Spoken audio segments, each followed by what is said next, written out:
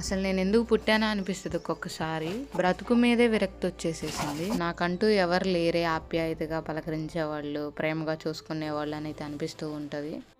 కానీ అందరి ప్రేమ మా అమ్మ ఒక్కటే చూపిస్తుంది. మన పని మనమే చేసుకోవాలి, మనకెవరో వచ్చి చేయరు. కోళ్ళ కోసం అయితే చిన్న గూడులాగా కడుతున్నాము.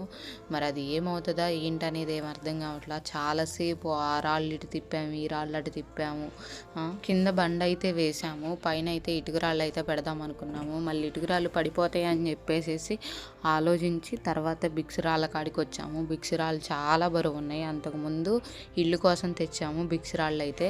ఇంకా అవే అయితే వరుసగా 4 రాళ్ళు అయితే పెట్టాము. అసలు చెయ్యంతా ఎర్రగా అయిపోయింది నాకైతే.